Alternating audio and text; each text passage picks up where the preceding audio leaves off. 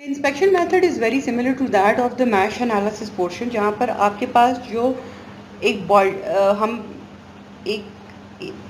एक बॉडी की पे जो फोर्सेस अप्लाई हो रही हैं, जो उससे रिलेटेड फोर्सेस हैं, यानी जो x1 ऑफ s की टर्म में हैं, ठीक है, और जो m1 की वजह से हैं, वो सारी पॉजिटिव साइन के साथ आएंगी, और जो x2 ऑफ s यानी मास 2 ऑफ s की डिस्प्लेसमेंट की वजह से है, वो सारी की सारी नेगेटिव साइन के रेफरेंस से आएंगी। इक्वालिटी के आप लेफ्ट हैंड साइड पे जब जाएंगे तो applied all external forces applied की बात करेंगे, जो कि मास 1 पे एफ एस था।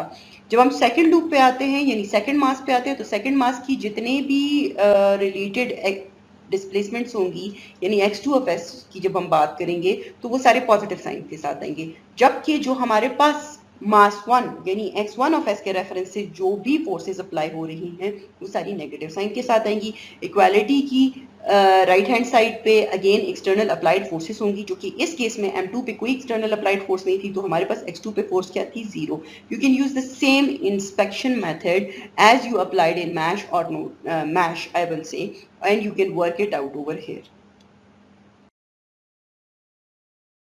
अच्छा, अब हम यहाँ पर देखें तो ये जो हमारे पास एग्जांपल है, ये बेसिकली इसमें 3 मासेस हैं, m1, m2, m3, और जो फोर्सेस हम बात कर रहे हैं, अगर 3 मासेस हैं तो कितने हमारे पास थर्ड ऑर्डर सिस्टम है, ठीक है। क्यों? क्योंकि अगर हम m2 और m3 को स्टिल करें, m1 मूव कर सकता है, m1 और m3 को स्टिल करें, m2 मूव कर सकता है, और अगर हम m1 और m2 को स्टिल करें, m3 मूव कर सकता है। So there are 3 degrees of freedom.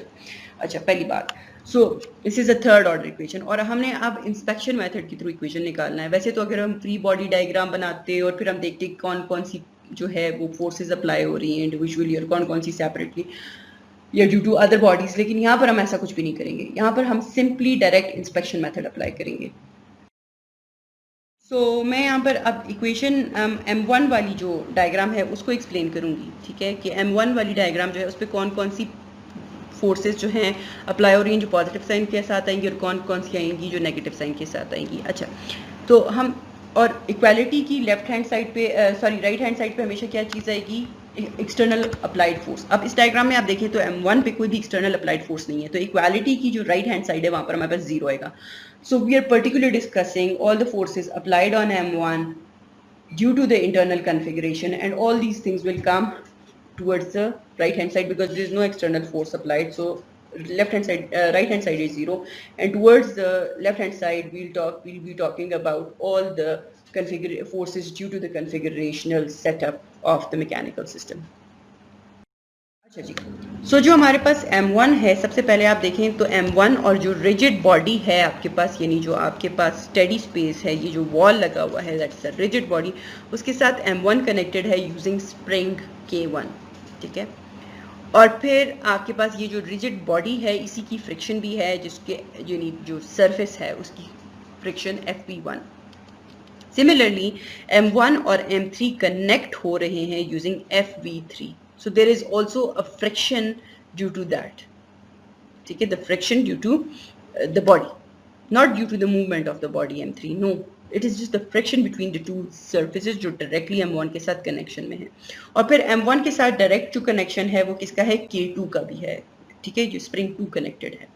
अच्छा, so और फिर m1 खुद भी एक मास है। सो ये वो चीज़ें हैं, ये वो 3-4 कितने फोर्सेस है, 5 फोर्सेस जो m1 के साथ डायरेक्ट कनेक्शन में है। क्या, k1, सो इसका मतलब k1, फिर स्प्रिंग k2 प्लस fv1 जो फ्रिक्शनल है बेस की, और फिर fv3 जो फ्रिक्शन है टॉप की, ठीक है, और फिर आपके पास m1 खुद। सो x1 के मल्टीप्लायर जो direct connection with mass m1 है वो है, ठीक है, यानी direct multipliers of the displacement of m1, यानी x1 के डायरेक्ट मल्टीप्लायर्स क्या क्या हैं, k1 plus k2 plus fv3s plus fv2s plus m1s square. These all are direct multipliers of x1 and they come out with the sign plus. अब हम बात करते हैं m1 और m3 के बीच में क्या कनेक्शन है, m1 और m2 के बीच में क्या कनेक्शन है, m1 और m2, m1 और m3 यानी अदर वेरिएबल्स। सो M2 का वेरिएबल क्या था x2, M3 का वेरिएबल क्या था x3, तो x2 का भी नेगेटिव साइन होगा, x3 का भी नेगेटिव साइन होगा, और x2 M1 और M2 के बीच में जो जंक्शन पॉइंट है वो क्या है, वो K2 है, यानी आपके पास वो स्प्रिंग नंबर 2 है. So x2 will be with a negative sign and what will be the multiplier, Q2. Similarly, x3 will be with a negative sign and what will be the connection point, FV3S. ठीक है, this friction between M1 and M3, that is the multiplier of x3, and all both of these are going to come with a negative sign. So आपके पास जो equality का left hand side है वहां पर x1 के जितने भी multipliers थे विद द पॉजिटिव साइन आपने वो लिखे, फिर माइनस x2 का मल्टीप्लायर और फिर माइनस x3 का मल्टीप्लायर. ठीक है, ओके.